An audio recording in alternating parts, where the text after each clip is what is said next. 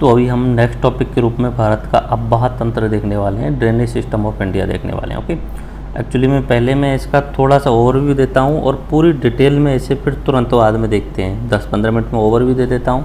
देखो, मैंने आपको जब उत्तर का मैदान बताया था, उत्तर के मैदान में 3 नदियाँ इंपॉर्टेंट बताई थी। सिंधु नदी बताई थी, गंगा नदी बताई थी और ब्रह्मपुत्र नदी। इन तीनों नदियों के कारण पूरा भारत का उत्तर का मैदान जो बनता है वो बनता है। ओके, अब एक एक कर सिंधु नदी जो है वो यहाँ से चेमांगडुम ग्लेशियर से निकलती है और अपने तिब्बत में बहते हुए कश्मीर में एंटर करती है।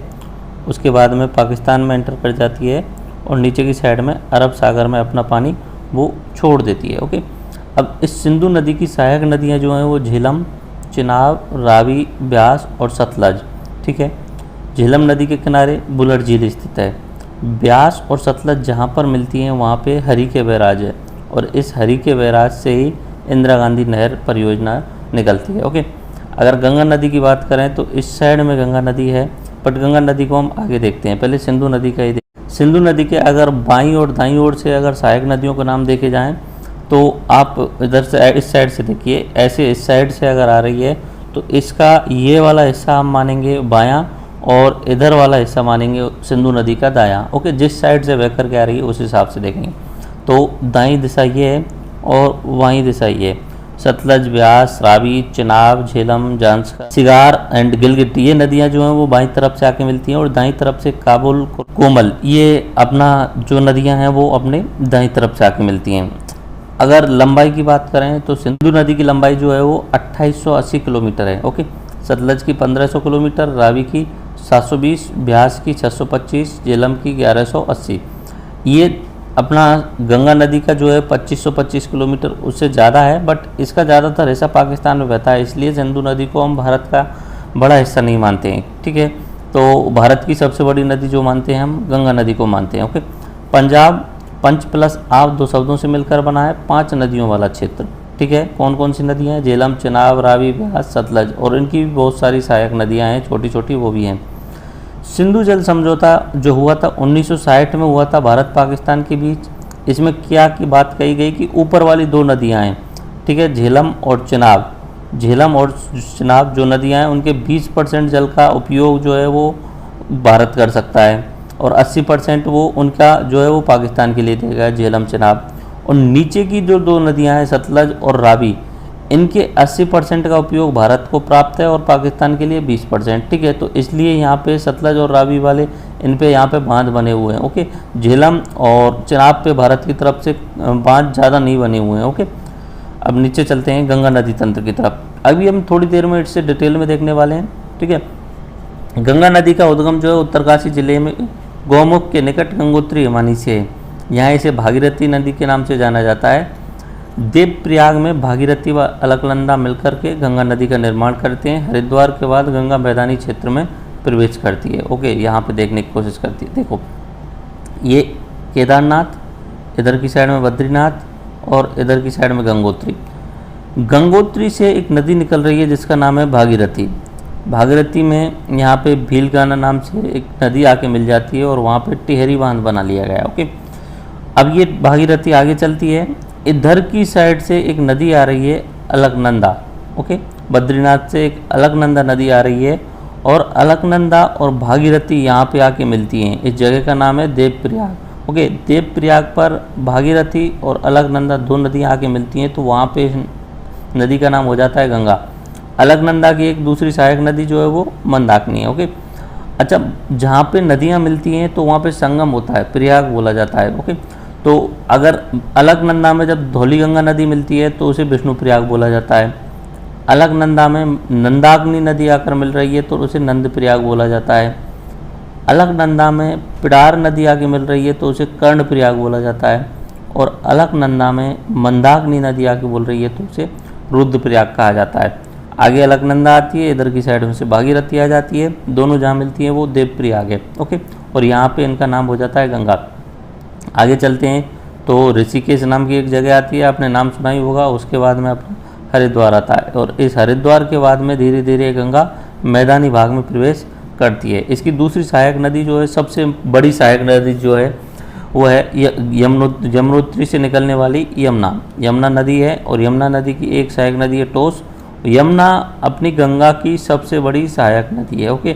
और ये आकर के ये इलाहाबाद में आकर के मिल जाती हैं, देवप्रयाग में आकर के मिल जाती हैं, ओके।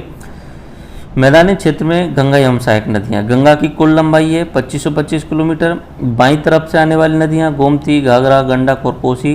दाईं तरफ से आने वाली नदियाँ यमुना, सोन और टोस। गंगा जब पश्चिम बंगाल में पहुंचती है तो दो प्रमुख वितरकाओं में बढ़ जाती है। मुख्य नदी बांग्लादेश में चली जाती है और वहाँ पद्मा नाम से कहलाती है, बाद में मेघना नाम हो जाता है उसका, ओके। और बंगाल की खाड़ी में वो गिर जाती है। अब देखिए मैदानों में कैसे दिखती है गंगा, ठीक है। हरिद्वार के बाद में गंगा ने मैदानों में प्रवेश किया। कन्नौज के पास में एक नदी आके मिल जाती है रामगंगा, ओके। कन्नौज से आगे बढ़ती है और इलाहाबाद पहुंचती है। इलाहाबाद पर आते समय पे यमुना नदी आके इसमें मिल जाती है। यमुना गंगा की सबसे बड़ी सहायक नदी है। अच्छा, यमुना की भी सहायक नदियों की अगर बात करें तो चंबल नदी, सिंध नदी, बेतवा नदी और केन, ये सब यमुना की हैं, यमुना की सहायक नदियाँ हैं, ओके। यहाँ से इलाहाबाद से आगे वाराणसी शहर आता है। वाराणसी के पास में एक वरुणा नदी जो है वो आके मिलती है गंगा में, ओके। आगे चलते हैं तो गाजीपुर नामक शहर आता है। उस जगह पे गोमती नदी आकर के मिलती है। गोमती नदी जो है वो पीलीभीत से निकलती है और यहाँ पे आके गाजीपुर में आके मिल जाती है, ओके। आगे चलते हैं छपरा बिहार का ज़िला है, तो उस जगह पर के आके इसमें शारदा घाघरा नदी आकर मिल जाती है। उस जगह पर आकर के इसमें घाघरा नदी आकर के मिल जाती है। नीचे की साइड में अमरकंटक की पहाड़ियों से निकली हुई सोन नदी पटना के पास में आकर के यहाँ पे मिल जाती है, ओके। छपरा के बाद में पटना, उसके बाद में सोनपुर पहुँचती है। सोनपुर में आते समय तक यहाँ पे नेपाल से निकल के आने वाली गंडक नदी मिल जाती है। आगे चलते हैं तो बूढ़ी गंडक आके मिल जाती है। थोड़ा आगे चलते हैं, कुर्सेला बिहार के पास में तिब्बत वाले इलाके से निकलते हुए और ये अपना अरुण नदी आती है, और नेपाल वाले क्षेत्र से निकलते हुए कोसी नदी आती है। तो ये दोनों आगे मिलकर के कोसी नदी कहलाती हैं, और यहाँ पे कुर्सेला बिहार के पास में अपने गंगा में मिल जाती है। कोसी को मैंने बताया था कि बिहार में बाढ़ें आती हैं, उसमें सबसे बड़ा योगदान कोसी नदी का होता है, इसलिए बिहार का सूख जो है वो कोसी नदी को बोला जाता है। उससे आगे दार्जिलिंग पहाड़ियों से निकलने वाली महानदा आके मिलती है गंगा नदी में। थोड़ा सा आगे चलने पे अब ये दो वितरकाओं में बढ़ जाती है, दो अलग अलग भागों में बढ़ जाती है। इधर की साइड में, नीचे की साइड में पानी लेके जा रही है ये वितरिका, इसका नाम है हुगली नदी, ओके। और आगे इसका नाम गंगा की बजाय यहाँ पे घुसते ही एंटर होते ही पद्मा हो जाता है, बांग्लादेश में एंटर होते ही, ओके। अब ऊपर से ब्रह्मपुत्र नदी आ रही है, जो सांगपो नाम से तो तिब्बत में जाना जाता है, इंडिया में उसे ब्रह्मपुत्र नदी, और अपने बांग्लादेश में जाने पर उसे जमुना नाम से जाना जा रहा है, ओके। अब यहाँ पे गंगा और ब्रह्मपुत्र दोनों मिल जाती हैं, तब उसके बाद में उसका नाम जो हो रहा है वो पद्मा नाम हो जाता है। इधर की साइड से एक मेघना नदी आके मिलती है, और वहाँ जब मेघना नदी मिल जाती है तो उसके बाद में उसका नाम हो जाता है मेघमा, ओके। तो यहाँ पे ये सुंदरबन का डेल्टा का निर्माण करते हैं। भारत और विश्व का सबसे जो बड़ा डेल्टा है वो अपना गंगा नदी के द्वारा बनाया जाता है, ओके। सहायक नदी क्या होती है, वितरिका नदी क्या होती है, डेल्टा क्या होता है, ज्वारनदमुख, ये आगे अपने थोड़ी देर बाद में हम देखने वाले हैं, टू द पॉइंट, ओके। ये ब्रह्मपुत्र नदी सिस्टम है, इसको भी हम थोड़ी देर में देखेंगे, बट यहाँ पे मैंने मैप के द्वारा अच्छे तरीके से बताया हुआ है। तो एक बार थोड़ा सा पहले ओवरव्यू ले लेते हैं। यहाँ से निकल रही है मानसरोवर झील के पास में से, तिब्बत में इसका नाम सांगपो है। इधर की साइड में एंटर कर रही है ये नामचा बारवा के निकट हिमालय को काटते हुए गहरी गोर्ज का निर्माण करती है। दिहांग के नाम से भारत में प्रवेश करती है, दिहांग के नाम से, ओके।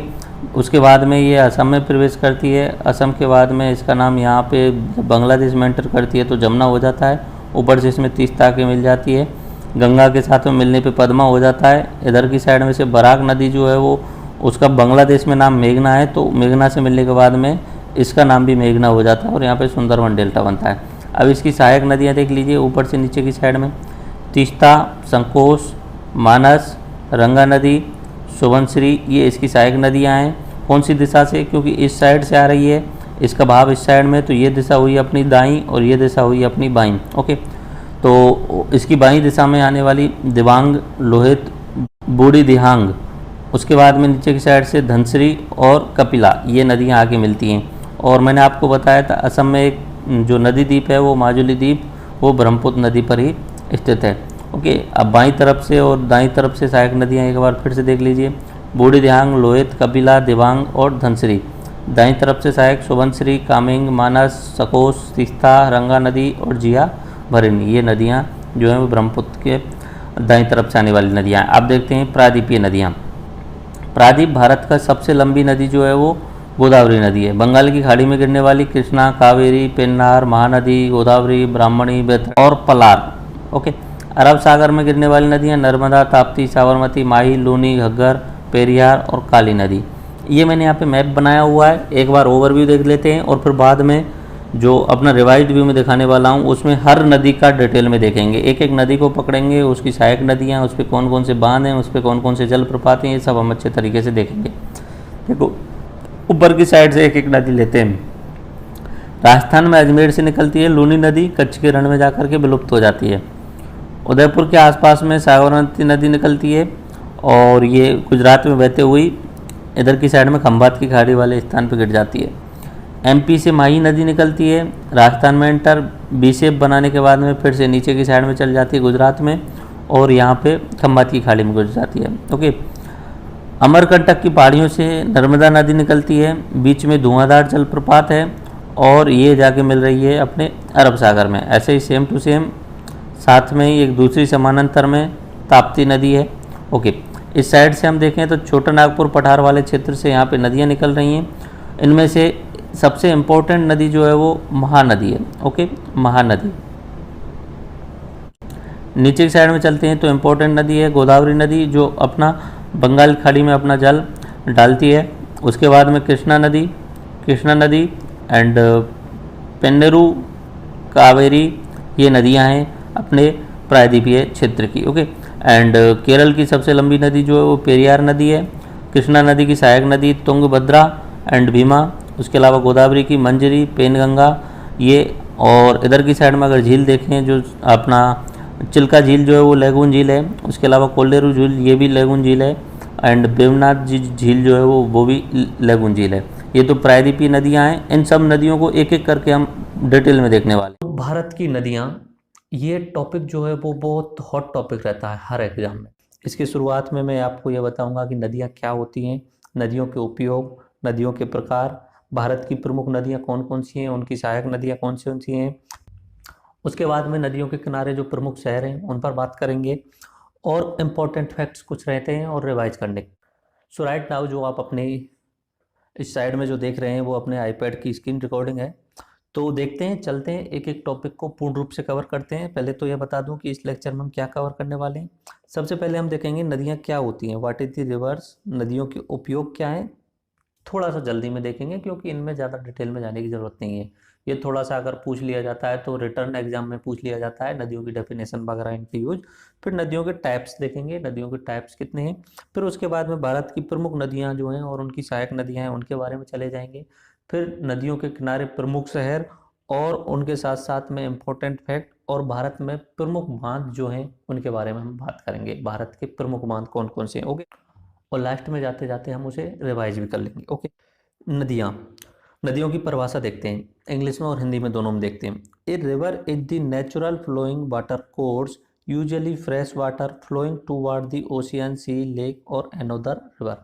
मतलब कहने का ये है, एक कोई पानी का स्रोत है जो ऑटोमेटिक स्वतः गुरुत्वाकर्षण बल के कारण ऊंचाई से नीचाई की तरफ जा रहा है। और नीचाई की तरफ या तो वो समुद्र में जा रहा है या कहीं सागर में जा रहा है या कहीं झील में जाकर के या गड्ढे में जाकर के खत्म हो रहा है। तो रिवर एक नेचुरल फ्लो होता है वाटर का। ठीक है। इसे हिंदी में परिभाषा देखते हैं। नदी भूतल पर प्रवाहित एक जलधारा है जिसका स्रोत प्राय कोई झील, हिमनद, झरना या बारिश होती है। नदी का जो स्रोत होता है या तो ऊंचे ऊंचे पहाड़ों पे जो बारिश होती है उसके कारण हो सकता है, या कोई झील हो सकती है, झील से भी निकल सकती है, हिमनद हो सकते हैं, ग्लेशियर्स हो सकते हैं, झरना हो सकते हैं। किसी सागर अथवा झील में जाकर के गिर जाती है, सागर, समुद्र या कहीं झील में जाकर के गिर जाती है। नदी शब्द संस्कृत शब्द नद से आया है। संस्कृत में इसे सरता भी कहते हैं। नदी दो प्रकार की होती है नॉर्मली, एक तो होती है सदा नीरा और एक होती है बरसाती नदियां। सदा नीरा नदियां मतलब जो 12 महीने जो बहती हैं वो नदियां सदा नीरा यानी हमेशा बहने वाली नदियां होती हैं। ठीक है। और कुछ होती हैं बरसाती नदियाँ, जब बरसात होती है तब 2-3-4 महीने के लिए बहती हैं। जैसे सदर्न ईराक का एग्जाम्पल देखते हैं, गंगा, यमुना, अमेजन नदी और नील नदी, ये विश्व की नदियाँ हैं और गंगा यमुना भारत की नदियाँ हैं। ठीक है। बरसात के मौसम में सिर्फ बहने वाली जो नदियाँ होती हैं वो बरसाती नदियाँ होती हैं। राजस्थान में बहुत सारी बरसाती नदियाँ आपको मिल जाती होंगी। ये आप चित्र देख रहे हैं, ये कोई नदी बह रही है। नदियों के उपयोग, ठीक है। नदी के साथ मनुष्य का गहरा संबंध रहा है पुराने समय से ही। नदियों से केवल फसल ही नहीं उपजाई जाती, बल्कि वे सभ्यता को जन्म देती हैं और उसका पालन पोषण भी करती हैं। इसलिए मनुष्य हमेशा नदियों को देवी के रूप में देखता आया है। भारत की संस्कृति का ये खास बात रही है। भारत में अगर आपको कोई कुछ दे रहा है तो आप उसके प्रति आभार व्यक्त करते हैं और उन्हें एक तरीके से भगवान या देवता मान लेते हैं। तो नदियाँ हमारे लिए बहुत कुछ देती हैं। तो हमारे यहाँ पे हमारी संस्कृति में, भारतीय संस्कृति में नदियों की पूजा की जाती है, नदियों को देवी माना जाता है। ठीक है। तो भारत की जो नदियाँ हैं जैसे गंगा, यमुना, इनकी पूजा की जाती है। आपने बहुत ज़्यादा देखा होगा इन सब के बारे में, आरती भी होती है नदियों की।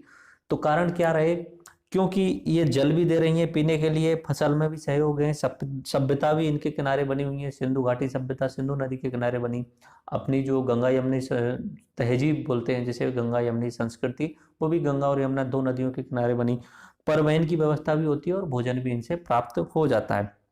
ओके, अब एक नदी की यात्रा देखते हैं। ये जो इमेज देख रहे हैं एक नदी की यात्रा का इमेज है। सबसे पहले बात करते हैं सोर्स। सोर्स क्या है उसका, कहाँ से निकल के नदी आ रही है। सोर्स यानी शुरुआत कहाँ से हो रही है, स्रोत कहाँ है। ठीक है, जहां से नदी के ओरिजिन हो रहा है। देखो यहाँ से नदी का ओरिजिन हो रहा है। कारण क्या हो सकता है? या तो ये बादलों से पानी आ रहा है, दूसरा इन पहाड़ों पर ग्लेशियर्स जमे हुए हैं, यहाँ से निकल के आ रहा है। ये सोर्स हो गया, यहाँ से नदी ने निकलना शुरू कर दिया। ये क्या हो गया? इसका सोर्स हो गया, यानी उद्गम स्थान हो गया। ओके, इस तरीके से ये नदी जा रही है। अब क्या हो रहा है कि इस नदी में आकर के कोई दूसरी सहायक नदी आकर के मिल रही है। देखिए इधर से कोई दूसरी सहायक नदी आ रही है, ये यहाँ पर आके मिल गई। ऐसे ही कोई दूसरी नदी आ रही है, ये भी आके मिल गई। तो ये क्या हो गई? इसकी ट्रिब्यूटरी। ट्रिब्यूटरी यानी सहायक नदियां, स्मॉलर रिवर्स और stream that flows into bigger river. अब बिगर रिवर तो ये वाली है, बड़ी वाली तो रिवर ये हो गई है जो सीधी सीधी जा रही है, ये बड़ी नदी हो गई। और ये जो सहायक नदियां हैं ये इसमें आकर के मिल रही हैं, तो ये क्या हो गई? इसकी सहायक नदियां, या इंग्लिश में बोलेंगे इसे ट्रिब्यूटरीज। देन आगे चलती जा रही है ये नदी इस तरीके से। अब ये नदी इस पानी को ले जाकर के कहाँ पहुंचाने वाली है? इधर की साइड में ले जा रही है और यहाँ पे इधर की साइड में ये समुद्र है, यहाँ पे पहुंचाने वाली है। लेकिन बीच बीच में इसके हिस्से का कुछ पानी इधर से भी होके निकलने वाला है, इस साइड में होके भी, कुछ पानी इधर होके भी निकलने वाला है, इस तरीके से। तो ये होती हैं जो पानी को समुद्र में पहुंचाने में सहयोग करती हैं, वो होती हैं वितरकिका। वितरकिका यानी डिस्ट्रीब्यूटरी नदियां। डिस्ट्रीब्यूटरी नदियां का इंग्लिश में क्या बोलेंगे? A branch of main river that flows out from it. कोई नदी जा रही है, जैसे गंगा यमुना, गंगा नदी है, और जैसे ही वो समुद्र में पहुंचने वाली होती है तो उसकी छोटे छोटे भाग बट जाते हैं, तो वो कहलाती है वितरिका। उसके पानी का वितरण समुद्र में करने वाली होती है वो वितरिका यानी डिस्ट्रीब्यूटरी। ठीक है, तो ये इसकी डिस्ट्रीब्यूटरी हो गई। ये इसकी सहायक नदी नहीं है, पानी इसमें अंदर नहीं आ रहा है वापस से, इससे पानी बाहर की साइड में जा रहा है, इसलिए इसे बोलेंगे वितरिका, बाहर भेजने वाली डिस्ट्रीब्यूटरी नदी। ओके, उसके बाद में फोर नंबर पॉइंट आता है कि जहां पे ये नदियां ज्यादा हो जाती हैं इस तरीके से, वहां पे फ्लड प्लेन बन जाता है, यानी कि बाढ़ वाला क्षेत्र बन जाता है। तो ये वाला जो आप क्षेत्र देख रहे हैं इधर की साइड में, अगर पानी ज्यादा हो जाएगा इधर की साइड में तो हो सकता है कि बाढ़ आने के चांस रहें। तो यहाँ पे फ्लड प्लेन बन जाता है, तो इसे बोले जाता है फ्लड प्लेन। फ्लड प्लेन का मतलब क्या हुआ? Flat land along the river that is prone to flooding. ऐसा समतल स्थान नदी के किनारे जहां पे बाढ़ आने की संभावना रहती है। जहां पर दो नदियां आकर के मिलती हैं, जैसे कि इधर की साइड से एक नदी आ रही है और ये नदी आ रही है, इस जगह पे इनका कॉन्फ्लुएंस हो रहा है। Where two rivers water bodies meet, जहां पे दो नदियां आके मिलती हैं, जैसे यहाँ पे भी है, तो ये क्या हो रहा है? इनका मिलन हो रहा है। ठीक है, तो ये हो गई कॉन्फ्लुएंस जहां पे हो रहा है। ओके, तो इस तरीके से ये नदी निकलती जाती है और यहाँ पर समुद्र में पहुंच जाती है। समुद्र में पहुंचती है तो वहां पे होता है रिवर का माउथ, या उसे हिंदी में बोलते हैं मुहाना। ठीक है, शुरुआत कहाँ से हो रही है उसकी? उद्गम स्थान से। उद्गम स्थान से शुरुआत हो रही है और कहाँ पे जाके खत्म हो रही है? मुहाने पे। देखिए इधर दोबारा से देखिए, यहाँ उद्गम है उसका, उद्गम से निकल के ये दूसरी इसकी सहायक नदियां आ गई। सहायक नदियां इस तरीके से फिर ये नदी चलती जा रही है। ठीक है, और यहाँ पे अपना पानी छोड़ने वाली है, इस जगह पे समुद्र में पानी छोड़ने वाली है, ठीक है। और यहाँ पर पहुंचने पे ये क्या कहलाता है, मुहाना कहलाता है। जब वो मुहाने पे छोड़ती है तो अलग अलग वितरिकाओं में बट जाती है, इस तरीके से बहुत सारी वितरिकाओं में बट जाती है, तो वहां पे डेल्टा का निर्माण हो जाता है, डेल्टा, ठीक है। इंडिया में अपना गंगा नदी या गंगा और ब्रह्मपुत्र दोनों नदियों के सहयोग से जो डेल्टा बनता है, सुंदरवन डेल्टा कहलाता है। बांग्लादेश और पश्चिम बंगाल में मिलता है, वो विश्व का सबसे बड़ा डेल्टा है। डेल्टा मतलब जब नदी समुद्र में पहुंचने वाली होती है तब अपना पानी जो है वो अलग अलग वितरिकाओं में डाल देती है, बहुत सारी वितरिका, एक नहीं कम से कम 50, 100, 1000 वितरिकाओं में डाल देती है, तो वहां पे डेल्टा बन जाता है। ओके, चलो अब आगे चलते हैं। नदी के प्रकार उद्गम स्रोत के आधार पर और मुहाने के आधार पर, जहां पे नदी अपना पानी छोड़ रही है वहां के आधार पर, और जहां से नदी निकल के आ रही है वहां के आधार पर। इंडिया में उद्गम स्रोत के आधार पर नदियां दो प्रकार की होती हैं, एक तो हिमालय से निकलने वाली नदियां, दूसरी प्रायद्वीपीय क्षेत्र से निकलने वाली नदियां। देखो, उद्गम स्रोत के आधार पर हिमालयी नदियां और दूसरी होती हैं प्रायद्वीपीय नदियां, और मुहाने के आधार पर या तो अरब सागर में जाएंगी या बंगाल की खाड़ी में जाएंगी, ठीक है। चित्र पे देख लीजिए, एग्जाम्पल दिखाता हूं मैं पहले। तो उद्गम स्रोत के आधार पर निकलने वाली नदियों के एग्जाम्पल, हिमालय से निकलने वाली नदियां, जैसे इंडस रिवर सिस्टम है वो हिमालय से निकलता है, गंगा नदी का तंत्र है वो हिमालय से निकलता है, ब्रह्मपुत्र नदी का तंत्र है वो भी हिमालय से निकलता है।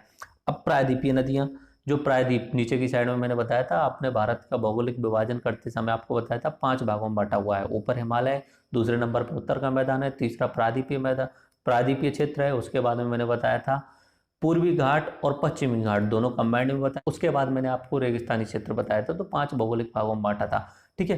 तो उसमें जो तीसरा नंबर है प्रायद्वीपीय पठार, जो है अपना दक्षिण वाले हिस्से में, वहां से जो नदियां निकलती हैं वो प्रायद्वीपीय नदियां, उद्गम स्रोत के आधार पर मैं बात कर रहा हूँ। तो महानदी, गोदावरी, कृष्णा, कावेरी, ये जो नदियां हैं ये उद्गम स्रोत के आधार पे। नीचे की साउथ की नदियों को ऊपर से नीचे याद करने का एक ट्रिक है, वो आपको 4-5 बार बोल देना है और वो आपको याद कर लेना है। महागोदान, कृष्णा, तुंग पे, कावेरी। 1-2 बार आप ट्राई कर लीजिए। महागोदान, कृष्णा, तुंग पे, कावेरी। महानदी, गोदावरी नदी, कृष्णा, तुंगभद्रा, पेन्नार और कावेरी, ये साउथ की नदियां हैं। ये ऊपर से नीचे की बात की है मैंने, सबसे ऊपर महानदी, उसके बाद में गोदावरी, उसके बाद में कृष्णा, तुंगभद्रा, पेन्नार और नीचे की साइड में कावेरी। ये आपको याद करने का है, और ये सभी कैसी हैं, प्रायद्वीपीय नदियां। यहाँ पे इमेज लगाया हुआ है, इमेज से देख लीजिए। देखो, जब मैंने भारत का भौगोलिक विभाजन बताया था तब मैंने बताया था कि ऊपर की साइड में हिमालय है, ये हिमालय है अपना, ये पूरा का पूरा हिमालय। हिमालय के बाद में अपना यहाँ पे ये पूरा जो क्षेत्र आता है ये उत्तर का मैदान कहलाता है, जहाँ पे अपना यूपी, बिहार, ठीक है, उत्तर का मैदान कहलाता है। उसके बाद में मैंने बताया था कि इस साइड में पूरा का पूरा बहुत बड़ा पठार है जिसे प्रायद्वीपीय पठार कहते हैं। इन प्रायद्वीपीय पठारों से बहुत सारी नदियां निकलती हैं, इधर जाती हैं और कुछ नदियां इधर भी जाती हैं। तो इन नदियों के कारण यहाँ पे मैदान और तट बन गए हैं। तो ये इधर की साइड में पूर्वी दिशा है तो इसे पूर्वी घाट का मैदान या पूर्वी मैदान बोलते हैं, पूर्वी तट मैदान। और इधर की साइड में पश्चिमी है तो इसे पश्चिमी तट मैदान। और राजस्थान वाला क्षेत्र जो 5वां मैंने आपको बताया था वो अपना रेगिस्तान वाला हिस्सा हो गया। ओके, तो इधर प्रायद्वीपीय क्षेत्र से निकलने वाली नदियां और हिमालय से निकलने वाली उद्गम स्रोत के आधार पे। अब ये निकल के जाएंगी तो नॉर्मली समुद्रों में या तो झीलों में जाके मिल जाएंगी। अब झीलों वाली को छोड़ देते हैं, नॉर्मली जो समुद्रों में जा रही हैं तो वो 2 भाग हैं। इधर की साइड में बे ऑफ बंगाल है, यानी बंगाल खाड़ी है, और इधर की साइड में अरब सागर है। तो अरब सागर में जाने वाली नदियां होंगी या बंगाल सागर में जाने वाली नदियां होंगी, ठीक है। तो अरब सागर में मुहाने के आधार पे, मुहाना मतलब जहां पे उसका माउथ खुल रहा है, एंड हो रहा है वहां पे, ठीक है। तो या तो अरब सागर में जाने वाली होंगी या बंगाल खाड़ी में। देखो, सिंधु नदी है, हिमालय से निकल के पाकिस्तान में बहते हुए कहाँ जा रही है, अरब सागर में जा रही है। ओके, नर्मदा नदी है, यहाँ से निकलती है और इधर की साइड में आके अपना अरब सागर में चली जाती है। ऐसे ताप्ती नदी है। गंगा नदी की बात करते हैं। गंगा नदी जो है हिमालय से निकलती है, इधर की साइड में उत्तर प्रदेश, बिहार में, और यहाँ पे 2 भागों में बढ़ जाती है, पश्चिम बंगाल और बांग्लादेश में जाने के बाद में ये कौन सा सागर हो गया, इधर की साइड में बंगाल सागर हो गया। तो गंगा, ब्रह्मपुत्र, गोदावरी और कृष्णा, ये सारी की सारी नदियां इधर की साइड में बंगाल खाड़ी में जाकर के मिलती हैं। तो उद्गम के आधार पर 2 प्रकार का हुआ, हिमालय से निकलने वाली नदियां और प्रायद्वीपीय पठार से निकलने वाली नदियां। और मुहाने के आधार पर 2 प्रकार का हुआ, अरब सागर में जाने वाली नदियां और बंगाल खाड़ी में जाने वाली नदियां। ओके, अब आगे हम चलते हैं। भारत की प्रमुख नदियों का यहाँ पे इमेज है, मैप में आपको एक एक नदी को मैं आपको बताता हूँ। सबसे पहले तो मेजर जो इंपॉर्टेंट नदियां हैं उन्हें देखिए। सबसे इंपॉर्टेंट नदियां कौन कौन सी हैं, एक एक करके बात करते हैं। शुरुआत करता हूं मैं ऊपर से। यहाँ से पहले नंबर पे बात करता हूँ, ऊपर की साइड में एक नदी है सिंधु नदी। सिंधु नदी नाम सुना होगा। सिंधु नदी अपने हिमालय से निकलती है, जम्मू कश्मीर में बहते हुए, जम्मू कश्मीर के बाद में वो पाकिस्तान में एंटर कर जाती है। पाकिस्तान में एंटर करते हुए पाकिस्तान के पाकिस्तान के बीचों बीच होकर निकलती है और पाकिस्तान की एक तरीके से जीवन रेखा भी कहलाती है और अरब सागर में जाके मिल जाती है। तो उत्तर की साइड में जितनी भी नदियां हैं उन्हें नॉर्मली आप 3 भागों में बांट सकते हो। एक तो इंडस नदी तंत्र, दूसरा गंगा नदी तंत्र और तीसरा ब्रह्मपुत्र नदी तंत्र।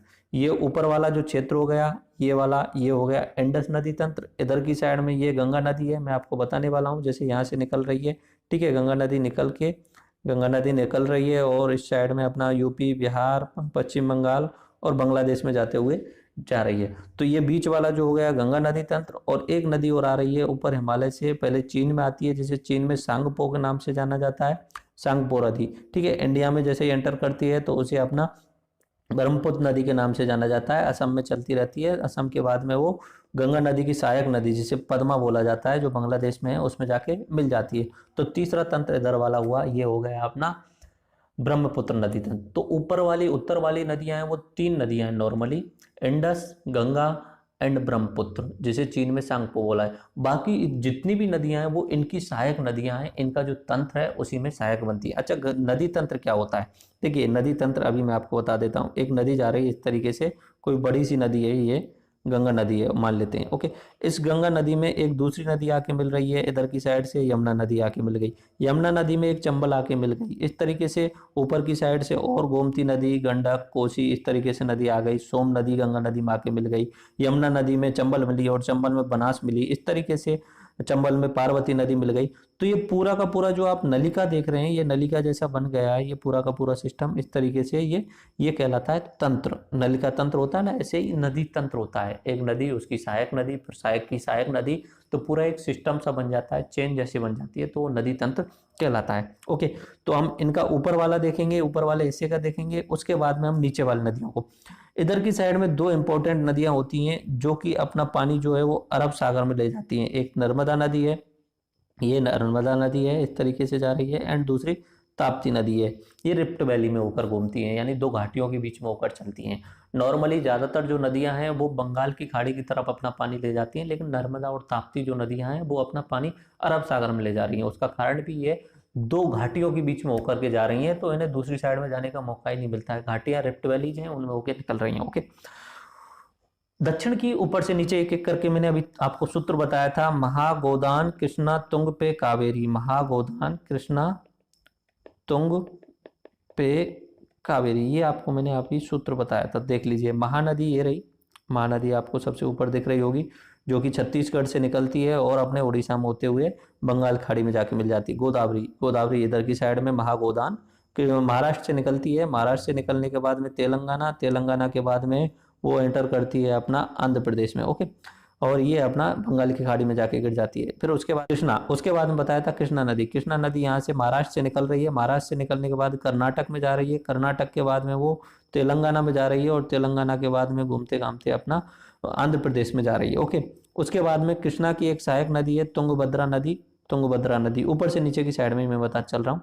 फिर कर्नाटक से एक नदी निकलती है जिसे पेन्नार नाम दिया जाता है, ऊपर की साइड में जाती हुई, और ये आंध्र प्रदेश में होके निकल जाती है पश्चिम बंगाल की तरफ। ओके, उसके बाद में एक नदी जो सबसे ज्यादा इंपॉर्टेंट है साउथ की, कावेरी नदी है, जो उस पर विवाद चलता रहता है और आजकल बहुत ज्यादा विवाद चल रहा है कावेरी नदी के पानी पे। कर्नाटक से एक नदी निकलती है कावेरी नदी, और वो तमिलनाडु में एंटर करती है। तमिलनाडु में एंटर करने के बाद में और यहाँ पे अपना पानी छोड़ देती है बंगाल की खाड़ी की साइड में। तो ये ऊपर से नदी, ऊपर से नीचे की साइड में नदियां हैं। हाँ, कृष्णा, महागोदान कृष्णा तुंग पे कावेरी, महानदी, गोदावरी, कृष्णा, तुंगभद्रा, पेन्नार और कावेरी, ये ऊपर से नीचे हैं। और अभी इन सभी नदियों का हम डिटेल देखने वाले हैं एक एक करके। ओके, तो एक एक करके हम नदियों को डिटेल देखेंगे, लेकिन सबसे पहले रिवर सिस्टम में ये देख लेते हैं कौन कौन सी नदियों की लंबाई कितनी और अपना पानी कहाँ ले जाकर छोड़ती हैं। देखो, शुरुआत करते हैं इंडस नदी। इंडस नदी की जो ओरिजिनल लंबाई है वो 3180 किलोमीटर है, लेकिन वो इंडिया में सिर्फ 1114 किलोमीटर बहती है। ओके, उसका एरिया काफी बड़ा है, ठीक है, 3,21,000 किलोमीटर जो है वो एरिया है वो इंडिया के अंदर है। ओके, हाँ, इसकी बात करते हैं तो निकलती कहाँ से, ओरिजिनेट कहाँ से होती है? तिब्बत में northern slopes and mount Kailash, Kailash पर्वत से निकलती है और कहाँ जाके खत्म होती है, अरेबियन सी। इसके जो फायदा हो रहा है वो कौन कौन सी जगह पे हो रहा है, इंडिया में जम्मू कश्मीर एंड पाकिस्तान पूरा का पूरा। ओके, गंगा नदी दूसरे नंबर पे, गंगा नदी जिसे भागीरथी नदी के नाम से भी जाना जाता है। गंगा नदी की जो लंबाई है वो 2525 किलोमीटर है। भारत में बहने वाली सबसे लंबी जो नदी है वो गंगा नदी है। भारत के अंदर बहने वाली जो सबसे लंबी नदी है वो गंगा नदी है। ओके, उसका बात करते हैं। इसका जो कवर कर रहा है, जो एरिया, जो क्षेत्रफल कवर कर रहा है वो 10 लाख किलोमीटर स्क्वायर के आसपास है, यानी 1.08 मिलियन स्क्वायर। कहाँ से निकलती है, उत्तराखंड में गंगोत्री नामक जगह से निकलती है। कहाँ जाती है, बे ऑफ बंगाल में जाती है। कौन कौन सी जगह को फायदा हो रहा है, यूपी को, उत्तराखंड को, बिहार को और पश्चिम बंगाल को। 4 राज्यों को डायरेक्टली फायदा हो रहा है, बाकी इसकी सहायक नदियां हैं उनके थ्रू फायदा होता है। ओके, अब बात करते हैं गंगा की एक दूसरी सहायक नदी यमुना, जिसे जमुना भी बोला जाता है अपने इंडिया में। ओके, इसकी लंबाई है 1376 किलोमीटर। इसका एरिया कुछ याद नहीं रखना है, लंबाई भी आपको याद नहीं रखनी है। लंबाई सिर्फ और सिर्फ आपको गंगा नदी की याद रखनी है, बाकी किसी की भी याद नहीं रखनी है। ओरिजिनेट आप याद कर सको तो याद कर लेना, गंगा निकल रही है गंगोत्री से, यमुना निकल रही है यमुनोत्री से। गढ़वाल जो जिला है वहां पे यमुनोत्री नामक जगह से निकल रही है और बे ऑफ बंगाल में जाके मिल रही है। किस किस जिलों को, राज्य को फायदा हो रहा है, दिल्ली, हरियाणा एंड यूपी को हो रहा है। ओके, ब्रह्मपुत्र नदी जो है भारत में उसकी लंबाई है 916 किलोमीटर। ओके, उसका जो एरिया है वो काफी है, बट लेकिन आपको याद नहीं रखना है। निकल कहाँ से रही है, तिब्बत में आंगसी ग्लेशियर है। तिब्बत में कौन सा ग्लेशियर है, आंगसी नाम से एक ग्लेशियर है, वहां से निकल रही है। कहाँ जा रही है, बे ऑफ बंगाल में। किस किस जगह को फायदा हो रहा है, असम को और अरुणाचल प्रदेश को। कावेरी नदी जिसे दक्षिण गंगा कहा जाता है, गंगा ऑफ साउथ, कावेरी नदी जो नीचे ही नीचे है, कावेरी नदी, उसे दक्षिण की गंगा कहा जाता है। अभी मैंने बताया था कि वो कर्नाटक से निकल के तमिलनाडु में जाती है और जिस पे विवाद चल रहा है। कावेरी नदी की जो लंबाई है वो 765 किलोमीटर है, दक्षिण की गंगा इसे कहा जाता है। 765 किलोमीटर है। हाँ, एक दो नदियों की लंबाई आपको याद रखनी पड़ेगी, जैसे कावेरी, गोदावरी और गंगा, ये 3 नदियों की तो आपको नाम याद रखनी पड़ेगी। गंगा की 2525, कावेरी की 765 और गोदावरी की 1465। ठीक है, क्योंकि 1465 होने के कारण गोदावरी जो नदी है वो साउथ की सबसे लंबी नदी है। उत्तर की तो गंगा हो गई, लेकिन साउथ में सबसे लंबी नदी हो जाती है गोदावरी। ओके, कहाँ से निकल रही है कावेरी नदी, ब्रह्मगिरी हिल्स इन कोगाडू जिला, कर्नाटक। कोगाडू डिस्ट्रिक्ट है कर्नाटक में, वहां से निकल रही है, बंगाल में जाके मिल रही है, बंगाल खाड़ी में जाके। और फायदा किन को हो रहा है, कर्नाटक और तमिलनाडु। गोदावरी की बात करते हैं। गोदावरी की लंबाई 1465 किलोमीटर। कहाँ से निकल रही है, त्र्यंबकेश्वर महाराष्ट्र से। कहाँ जा रही है, बे ऑफ बंगाल में। कहाँ कहाँ को फायदा हो रहा है, अपना ये आंध्र प्रदेश को फायदा हो रहा है। कृष्णा नदी लंबाई कितनी है, 1400 किलोमीटर। एरिया कुछ याद नहीं रखना। कहाँ से निकल रही है, अपने महाराष्ट्र में महाबलेश्वर से निकल रही है, बे ऑफ बंगाल में जा रही है। फायदा कहाँ कहाँ हो रहा है, महाराष्ट्र और आंध्र प्रदेश को। नर्मदा नदी लंबाई याद करना है, नर्मदा की आप याद कर सकते हो, बीच में मिडिल में आती है तो 1312 किलोमीटर। ओके, कहाँ से निकल रही है, अमरकंटक और मध्य अमरकंटक जो एमपी में, वहां से निकल रही है और अरेबियन सी में जाके मिल रही है। ये नदी उल्टी साइड में बह रही है, याद रखना, इधर की साइड में जा रही है। ओके, अगर बात की जाए कि भारत से निकलने वाली और अरब सागर में जाकर मिलने वाली सबसे लंबी नदी कौन सी होगी, तो ये नर्मदा नदी ही होगी। ठीक है, मतलब अब सिंधु नदी को छोड़ दिया जाए क्योंकि भारत में नहीं बहती ना, वो बहती तो पाकिस्तान में होके, भारत पे छोटा सा हिस्सा बहता है। ओरिजिनली भारत से निकलने वाली और भारत के ही थ्रू अगर इधर की साइड में जाकर के मिल जाती है, अरब सागर में जाके मिल जाती है, तो सबसे लंबी नदी कौन सी हो जाएगी, नर्मदा नदी हो जाएगी। ओके, एमपी और महाराष्ट्र को फायदा हो रहा है। ताप्ती नदी की लंबाई 724 किलोमीटर। कहाँ से निकल रही है, बेतुल डिस्ट्रिक्ट महाराष्ट्र से निकल रही है, सतपुड़ा रेंज से अरेबियन सी में जाके मिल रही है। एमपी एंड महाराष्ट्र को फायदा है। महानदी की लंबाई 858 किलोमीटर। सभी नदियों को अभी थोड़ा सा बाद में डिटेल में देखेंगे, एक एक नदी को पकड़ के। कहाँ से निकल रही है, Shiva mountains of Chhattisgarh, bay of Bengal में जाके मिल रही है, झारखंड, छत्तीसगढ़ एंड उड़ीसा को फायदा। बेगाई नदी कोई इंपॉर्टेंट नहीं है, पेरियार नदी और ये बाकी जितनी भी नदी है आप खुद देख लेना, इनका कोई ज्यादा इंपॉर्टेंट रोल नहीं है। देखो, इसमें एक चीज आपने खूब गौर करी हो तो आपको एक चीज समझ में आई होगी, जितनी भी नदियां निकल रही हैं, जितनी भी नदियों का ओरिजिनेट हो रहा है, वहां पे भगवान शिव का इंपॉर्टेंट रोल है। ज्यादातर नदियों का, त्र्यंबकेश्वर, अमरकंटक, महाबलेश्वर, कैलाश पर्वत, गंगोत्री, ज्यादातर जगह पे भगवान शिव। तो भगवान शिव शायद उस समय के हिसाब से जो भी कंडीशंस रही होंगी, ज्यादातर नदियों के जनक उन्हें ही माना जाता है। ओके, आगे चलते हैं। एक सवाल आता है, which is the longest river of India, कि भारत की सबसे लंबी जो नदी है वो कौन सी है, गंगा नदी है या ब्रह्मपुत्र नदी है। एक्चुअली में लंबाई की, टोटल लंबाई की बात की जाए ना, तो सबसे लंबाई में आती है ब्रह्मपुत्र नदी की जो लंबाई है वो ज़्यादा है। लेकिन भारत की अगर पूछा जाए भारत की सबसे लंबी नदी कौन सी है, तो वो गंगा नदी है। देखिए एक एक करके इन नदियों के नाम भी हम देख लेते हैं। गंगा नदी की जो लंबाई है वो अपनी 2525 किलोमीटर है। याद करने में कोई प्रॉब्लम नहीं रहेगी। गंगा नदी की लंबाई जो हो गई 2525 किलोमीटर। गंगा नदी को बना लेते हैं हम, कहाँ कहाँ से निकलती है, कैसे कैसी है। ये गंगा नदी निकल रही है गंगोत्री से, इस तरीके से ये जा रही है अपने यूपी में। यूपी के बाद में अपना बिहार में एंटर होती है। यहाँ पे इसमें यमुना नदी आके मिल जाती है। एक एक नदी का नाम बताते चलिए मुझे, ओके। ये अपना इधर की साइड में यहाँ पे दो वितरिकाओं में बढ़ जाती है। एक नदी नीचे की साइड में ये जा रही है पश्चिम बंगाल में, ये हुगली नदी हो गई। और इधर की साइड में ये जो नदी जा रही है ये पद्मा नदी हो गई, पद्मा, पद्मा नदी। गंगा के नाम यहाँ पे आने के बाद में दो हो जाते हैं। इधर की साइड में हो जाता है इसका पद्मा, और इधर की साइड में नीचे की साइड में जाने पे हो जाता है हुगली नदी, ओके। गंगा की दूसरी सहायक नदी यमुनोत्री से निकलने वाली यमुना, ये आप देख रहे हैं ये यमुना नदी है, ओके। यमुना के साथ साथ में इधर की साइड में ये कौन सी नदी आप देख रहे हैं, ये चंबल नदी है। चंबल की एक सहायक नदी है बनास, ये वाली बनास है, ठीक है। ये पार्वती नदी है। अच्छा एक बार ऊपर देख लेते हैं, उसके बाद प्रैक्टिस करेंगे। ऊपर मैं दोबारा से आपको बनवा देता हूँ सारा का सारा। शुरू करते हैं गंगा नदी से। देखो ये आपको गंगा नदी दिख रही है, ये इस तरीके से ये निकल के आ रही है गंगा नदी, गंगा। एंड यहाँ पे इसमें आके यमुना नदी भी मिल रही है, ये इधर की साइड में गई। एंड ये पश्चिम बंगाल का एक हिस्सा हो गया हुगली नदी, और इधर की साइड में बांग्लादेश में ये हिस्सा हो गया इसका पद्मा नदी नाम से। इसकी दूसरी सहायक नदी यमुना, यमुना, ये यमुना नदी है, ओके। उसकी यमुना नदी की एक सहायक नदी है चंबल नदी, जो एमपी से निकल रही है, एमपी से निकल रही है। एंड ये चंबल नदी कहाँ जाके मिल रही है अपनी यमुना नदी में। चंबल नदी की एक सहायक नदी है बनास, ये बनास पूरे राजस्थान में बहती है। एंड चंबल की दूसरी सहायक नदी है पार्वती, ओके। ये आप प्रैक्टिस करते रहिए मेरे साथ में, ये मोर इंपॉर्टेंट है, बहुत ज़्यादा इंपॉर्टेंट है प्रैक्टिस करना। बाकी तो धीरे धीरे अभी थोड़ी देर बाद मैं एक एक नदियों को बता दूंगा, ओके। उसके बाद में यमुना नदी की एक और सहायक नदी है जो एमपी से निकलती है और यूपी में जाकर के यमुना नदी में जाकर के मिल जाती है। एक सहायक नदी इधर की साइड में गंगा नदी की बात करते हैं, सोन नदी है, सोन नदी गंगा नदी की सहायक नदी है, और बिहार में जाकर के मिल जा रही है गंगा नदी में, ओके। गंगा नदी की ऊपर की साइड से आने वाली सहायक नदियों की बात करते हैं। एक नदी आ रही है गोमती, गोमती नदी आ रही है और यूपी में जाकर के अपनी गंगा नदी में मिल रही है, ओके। उसके साथ साथ में दूसरी नदी की बात करते हैं, घाघरा नदी आ रही है, ये घाघरा नदी, और घाघरा नदी ये अपने बिहार में जाने के बाद में मिल रही है, ओके। उसके बाद में गंडक, गंडक नेपाल से निकल के यूपी बिहार से होते हुए बिहार से यूपी और बिहार से होती हुए गंगा नदी में जाके मिल रही है। उसके बाद में कोसी नदी, कोसी जो है वो अपना नेपाल से निकल के आ रही है, ठीक है, और ये अपना बिहार से होते हुए गंगा नदी में जाकर के मिल जा रही है। तो ये गंगा नदी तंत्र हो गया, ओके। गंगा नदी तंत्र कंप्लीट हो गया।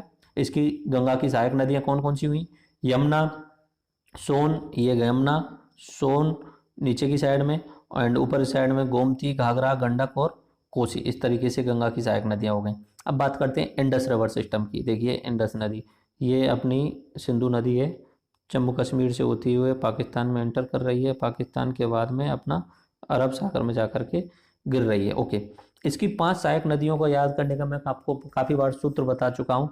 झेचीरा ब्यास, झेलम, चिनाब, रावी, ब्यास, झेचीरा ब्यास, ओके। झेलम, चिनाब, रावी, ब्यास। इसमें से सबसे लंबी जो नदी है वो सहायक नदियों में एक सतलज नदी है, इस तरीके से निकल के आ रही है ये, ओके। ये सतलज नदी आ रही है और ये अपना यहाँ पे आके सिंधु नदी में मिल रही है। सतलज नदी की एक दूसरी सहायक नदी है ब्यास, जो हिमाचल प्रदेश से निकलती है। इस तरीके से सतलज नदी की दूसरी सहायक नदी हो गई। उसके अलावा एक रावी नदी इंपॉर्टेंट है, रावी नदी इस तरीके से, रावी नदी है, ये जा रही है और ये जाके मिल रही है सतलज नदी में। रावी किस में मिल रही है, सतलज में। अब रावी की एक सहायक नदी है चेनाब, चेनाब आके मिल रही है रावी नदी में, ठीक है। चेनाब आके कहाँ मिल रही है, एक सेकंड, इट्स मिस्टेकन, चेनाब आके मिल रही है रावी में, ओके। चेनाब की एक सहायक नदी है झेलम, झेलम, ये इस तरीके से, ओके। झेलम सहायक नदी है चेनाब की, चेनाब सहायक नदी है रावी की, रावी सहायक नदी है सतलज की, और सतलज सहायक नदी है सिंडस यानी इंडस नदी की, ओके। ये हो गया अपना सिंधु नदी वाला सिस्टम, और ये हो गया अपना गंगा नदी वाला सिस्टम। अब ब्रह्मपुत्र नदी की बात करते हैं। ये ब्रह्मपुत्र नदी निकल रही है इस तरीके से, ये ब्रह्मपुत्र नदी ये निकल रही है, एंड यहाँ पे अपना दिशा चेंज करती है, अरुणाचल प्रदेश में होते हुए अपने इंडिया में एंटर कर लेती है। इंडिया में एंटर करने के बाद में असम में होते हुए और बांग्लादेश में जाकर के पद्मा नदी में, गंगा नदी जिसे बोलते हैं, उस नदी में जाके मिल जाती है। और यहाँ पे पद्मा नदी की बहुत सारी वितरिकाएं हैं, जैसे कि मैंने बताया था, जहाँ पे नदी खत्म होने वाली है वितरिका बनाती है और बहुत सारी नदियों में वितरित हो जाती है, और वो वितरिका जो होती हैं वो काम करती हैं किसका, पानी को समुद्र में छोड़ने का। तो यहाँ पे डेल्टा बन जाता है, डेल्टा, और इस डेल्टा का नाम है सुंदरबन डेल्टा। ये विश्व का सबसे बड़ा डेल्टा है। ओके, अब ब्रह्मपुत्र नदियों की कुछ सहायक नदियों का नाम देखते हैं। देखो, यहाँ से भूटान से एक नदी निकल रही है, उसका नाम है मानस नदी, इंपॉर्टेंट रिवर है। ओके, एक नदी आ रही है सिक्किम से होते हुए, पश्चिम बंगाल होते हुए तीस्ता, जिसपे जल विवाद रहता है भारत और बांग्लादेश के बीच में।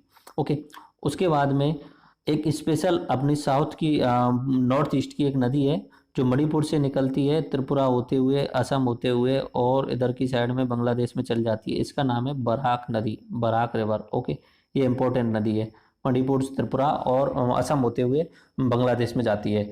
तो ये कौन सा सिस्टम हो गया इधर वाला, ये ब्रह्मपुत्र नदी तंत्र हो गया। ओके, अब देखिए इधर की साइड में एमपी से निकल रही है नर्मदा नदी, ये जा रही है एंड जाके कहाँ मिल रही है, गिर रही है अरब सागर में। उसके बाद दूसरी नदी ताप्ती नदी, ये अरब सागर में जाकर के गिर रही है। ओके, एमपी और महाराष्ट्र को इससे फायदा हो रहा है। अब मैंने ऊपर से नीचे आपको एक तरीका बताया था याद करने का, वो बताया था महा, गोदान, कृष्णा, तुंग पे कावेरी। तो महानदी सबसे ऊपर लेते हैं, महानदी, ठीक है। ये महा था साउथ की नदियों की याद करने का, महा, गोदान, कृष्णा, तुंग पे कावेरी। तो देखिए ये महानदी छत्तीसगढ़ से निकल रही है, महानदी से बात कर रहे हैं, और छत्तीसगढ़ के बाद में उड़ीसा में एंटर कर रही है और इधर की साइड में बे ऑफ बंगाल में जाके गिर रही है। इसकी एक सहायक नदी है तेल नदी। उससे ऊपर एक दो इंपॉर्टेंट नदियों के नाम देख लेते हैं। झारखंड से एक नदी निकलती है पश्चिम बंगाल होते हुए, अपनी बंगाल सागर में गिर जाती है, उसका नाम है सुवर्ण रेखा नदी। ओके, उसके बाद में एक और इम्पोर्टेंट नदी है जो कि अपना छत्तीसगढ़ से झारखंड में एंटर करते हुए और उड़ीसा में निकल जाती है, वो है ब्राह्मणी नदी, ब्राह्मणी नदी। ओके ओके, उसके बाद चलते हैं महागोदान, गोदावरी नदी। ये गोदावरी नदी, ये गोदावरी महाराष्ट्र से निकल रही है, महाराष्ट्र से निकलने के बाद तेलंगाना में एंटर कर रही है, तेलंगाना के बाद में वो अपना आंध्र प्रदेश में जा रही है, ये आंध्र प्रदेश के पास पहुंच गई। ओके, अब इसकी कुछ एक सहायक नदियां हैं, जैसे कि गोदावरी नदी की सहायक नदी है बारंगल नदी, और एक दूसरी नदी है इंद्रावती नदी। ये दो सहायक नदियां हो गई, इंद्रावती एंड वारंगल। ओके, उसके बाद में महागोदान, कृष्णा, कृष्णा की बात करते हैं। तीसरे नंबर पे मैं कृष्णा नदी को लेता हूँ। ओके, कृष्णा नदी, उसके बाद में कृष्णा। तो कृष्णा नदी जो है वो यहाँ से निकल रही है महाराष्ट्र से, महाराष्ट्र से निकलने के बाद में कर्नाटक में एंटर कर रही है, कर्नाटक के बाद तेलंगाना में, तेलंगाना के बाद में वो यहाँ बॉर्डर बनाती है तेलंगाना और आंध्र प्रदेश का, और आंध्र प्रदेश में एंटर कर रही है। तेलंगाना में एंटर करने के बाद में और यहाँ पे बॉर्डर बनाने के बाद में कहाँ पहुँच रही है, बे ऑफ बंगाल में पहुँच रही है। इसकी दो सहायक नदियों के नाम है, एक तो भीमा नदी है, ठीक है, जो महाराष्ट्र से निकल के कर्नाटक में जाके मिल जाती है कृष्णा नदी में, और दूसरी सहायक नदी है तुंगभद्रा, ठीक है, तुंगभद्रा कर्नाटक से निकलती है और तेलंगाना में जाके मिल जाती है। उसके बाद में बताया कृष्णा तुंग पे कावेरी, तुंगभद्रा ये हो गई, पेन्नार, पेन्नार ये नदी अपने कर्नाटक से निकलती है और आंध्र प्रदेश में बहती हुई अपने बे ऑफ बंगाल में जाके पानी को छोड़ देती है। उसके बाद में कावेरी, कावेरी नदी अपने इधर की साइड में ये कर्नाटक से निकल रही है, ये कावेरी, और कावेरी जा रही है सीधी तमिलनाडु में होते हुए बे ऑफ बंगाल की साइड में। ओके, एक दो नदी और है, पेन्नियार है और पालार है, ये आप याद करना चाहें तो कर सकते हैं। तो ये तो मेजर मेजर इंपॉर्टेंट नदियां हो गई। अब इनका डिटेलिंग करते हैं, बाद नीचे चलते हैं, एक एक नदी को पकड़ते हैं और पूरा का पूरा डिटेल करते हैं। अच्छा, वहाँ चलने से पहले आप दोबारा से प्रैक्टिस कर लीजिए एक बार, और एक बार प्रैक्टिस कर लीजिए। ये मैं गंगा नदी तंत्र तो बना चुका हूँ, इंडस नदी बता देता हूँ, ये इंडस नदी है। ओके, ये इंडस नदी जा रही है। इंडस में सबसे बड़ी जो नदी आके मिल रही है वो ये इधर की साइड में सतलज नदी हो गई। सतलज में आकर के एक नदी मिल रही है ब्यास, ठीक है। ऊपर से झेलम नदी से बात कर रहे हैं, झेलम, झेलम के पास में कश्मीर से श्रीनगर शहर है, झेलम नदी आके मिल रही है चिनाब में, ये चिनाब नदी है, ये जो चल रही है चिनाब। और चिनाब आके मिल रही है रावी नदी में, ये रावी नदी है, एंड रावी नदी जाके मिल रही है सतलज में, और सतलज जाके मिल रही है अपनी सिंधस नदी में। ओके, तो ये अपने सिंधु नदी का तंत्र हुआ, ये गंगा नदी का तंत्र। ये बेतवा नदी है, बेतवा नदी गंगा नदी की सहायक है, वो गंगा नदी नहीं, यमुना नदी की सहायक है, और गंगा नदी में जाकर के मिल जाती है यमुना नदी। और ये सोन नदी है, सोन नदी गंगा नदी की नीचे की साइड से आने वाली सहायक है। ऊपर से मैं आपको बता ही चुका हूँ, ठीक है, सरयू, गंडक और कोसी नदियाँ बताई थी। उसके अलावा ये ब्रह्मपुत्र नदी है, ये पूरे की पूरी ब्रह्मपुत्र नदी, और ये इधर के आकर मिल रही है। ऊपर शायद इसमें तीस्ता नदी आ रही है और यहाँ से मानस नदी आ रही है। ये बराक नदी है, ये वाली बराक नदी है। अभी जो नदी बताई है आपको इस साइड में, ये बताइए मैंने आपको नर्मदा, उसके बाद में दूसरी है ताप्ती नदी, उसके बाद में गोदावरी नदी, ये आपको बताई थी गोदावरी नदी। ओके, ठीक है, उसके बाद में कृष्णा नदी बताई थी, कृष्णा इस तरीके से, कृष्णा की दो सहायक नदियां, ये तुंगभद्रा और ऊपर से जो आ रही है वो भीमा।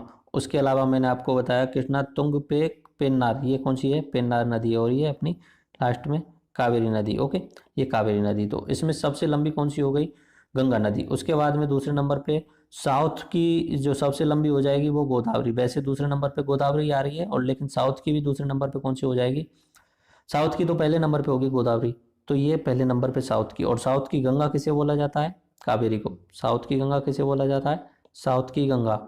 एंड साउथ की सबसे लंबी नदी कौन सी हो गई, गोदावरी। ओके, भारत की सबसे लंबी कौन सी हो गई, गंगा। साउथ की सबसे लंबी नदी कौन सी हो गई, गोदावरी।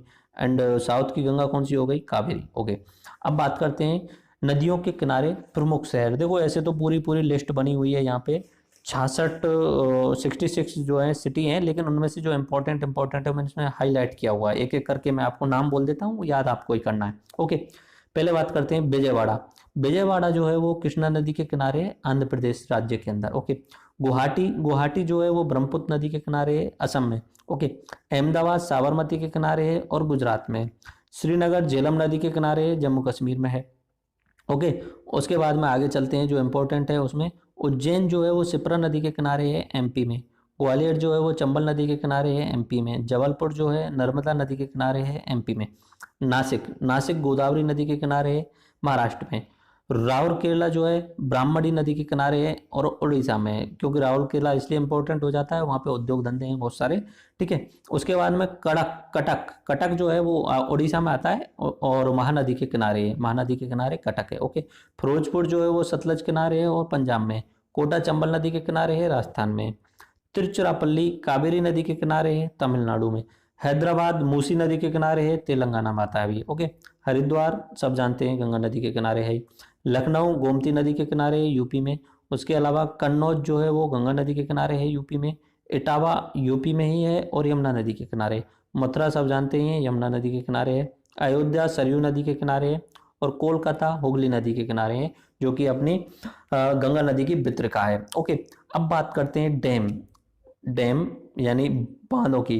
देखो बांध क्यों बनाए जाते हैं, जैसे कि ये नदी बह रही है तो इस नदी का पानी नॉर्मली तो सीधा सीधा जाके अपना समुद्र में जाके मिलना है, लेकिन इसका यूज करना है तो यहाँ पे कुछ एक तरीके से आप स्टॉपेज लगा दीजिए, पूरा का पूरा एक दीवार खड़ी कर दीजिए। तो इसका जो पानी है वो पीछे की साइड में, इधर की साइड में पहाड़ होने चाहिए नॉर्मली, ताकि वो पूरा का पूरा रिजर्वोयर बन जाए। यहाँ जलाशय बन जाता है पीछे की साइड में, और पानी का भंडारण किया जा सकता है और उसका उपयोग किया जा सकता है, पीने में किया जा सकता है, हाइड्रो इलेक्ट्रिक यानी बिजली बनाने में किया जा सकता है, सिंचाई में उपयोग किया जा सकता है। तो इसलिए बांध बनाए जाते हैं। बांधों को अपने जो पहले प्रधानमंत्री थे जवाहरलाल नेहरू, उन्होंने बोला था कि बांध आधुनिक भारत के मंदिर हैं। ओके, तो यहाँ पे जलाशय बन जाता है और ये एक तरीके से बांध तो बनता ही है, बांध के पीछे भी एक झील बन जाती है, रिजर्वोयर बन जाता है। तो जो 5 इंपॉर्टेंट बांध हैं उनके बारे में बता देता हूँ। सबसे पहले बात करते हैं टेहरी बांध के बारे में। टेहरी बांध जो है वो भारत का सबसे ऊंचा बांध है, टेहरी बांध। अभी मैं आपको नदी आएंगी नीचे की साइड में, उनमें आपको बता दूंगा। टेहरी बांध की जो ऊंचाई है वो 260 मीटर है। ओके, उसके बाद में आता है भाखड़ा नागन बांध। ठीक है, भाखड़ा अलग है और नागल दोनों ही थोड़ी थोड़ी दूरी पे हैं, और इनकी ऊंचाई जो है भाखड़ा की वो 226 मीटर है। ओके, दूसरे नंबर पे आता है ऊंचाई के मामले में। अब बात करते हैं सरदार सरोवर बांध। ठीक है, ये नर्मदा नदी पे बना हुआ है और गुजरात में बना हुआ है। ओके, उसके बाद में हीराकुंड बांध।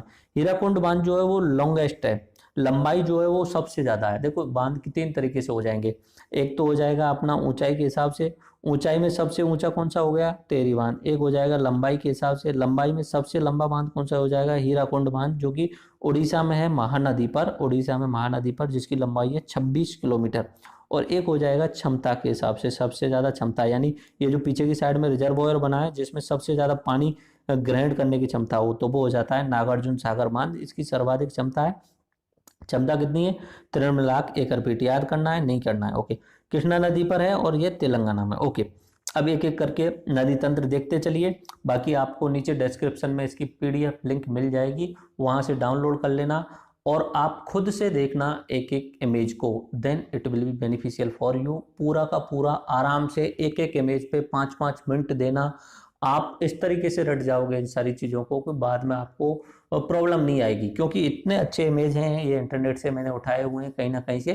तो आप इनको देखना और यूज करना। ओके, सबसे पहले बात करते हैं सिंधु सिंधु नदी तंत्र की। देखिए सिंधु नदी की सहायक नदियों के बारे में, इधर की साइड में पाकिस्तान में दो नदियां सहायक नदियां हैं, काबुल नदी और कुर्रम नदी, ये पाकिस्तान वाले क्षेत्र में।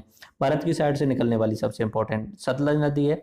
सतलज नदी में आकर के कौन सी नदी मिल रही है? ब्यास नदी। ठीक है, इधर की साइड में एक चिनाब नदी है, और चिनाब जो आके मिल रही है सतलज में, और चिनाब की दूसरी सहायक नदी है रावी, और झेलम सीधा जाके मिल रही है अपना, झेलम जो है वो झेलम जो है चिनाब में मिल रही है। यहाँ पे मैंने इसमें गड़बड़ लगाया हुआ है, झेलम सीधा नहीं है, झेलम मिल रही है जाके चिनाब में। 1 सेकंड में इसे क्लियर कर देता हूँ। झेलम जो है वो चिनाब में जाकर के मिल रही है। ओके, ये इस तरीके से।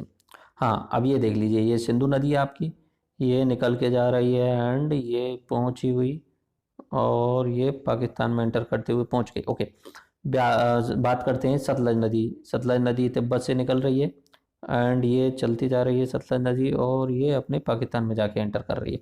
देखो, अब यहाँ सतलज नदी पे दो इंपॉर्टेंट बांध हैं। ठीक है, एक तो है भाखड़ा यहाँ पे, और उससे थोड़ा सा आगे ही है नागल बांध। ठीक है, भाखड़ा और नागल, तो ये इंपॉर्टेंट है, भाखड़ा नागल बांध। और इनके पीछे जो सागर बन जाता है, रिजर्वोयर बन जाता है भाखड़ा के पीछे, उसे बोलते हैं गोविंद सागर बांध। गोविंद सागर रिजर्वोयर, रिजर्वोयर यानी जलाशय, जहाँ पे जल का भंडार होता है। ओके, तो ये सारी की सारी नदियां आपको दिख रही होंगी। इनमें जो जो इंपॉर्टेंट चीजें मैं आपको बता देता हूँ।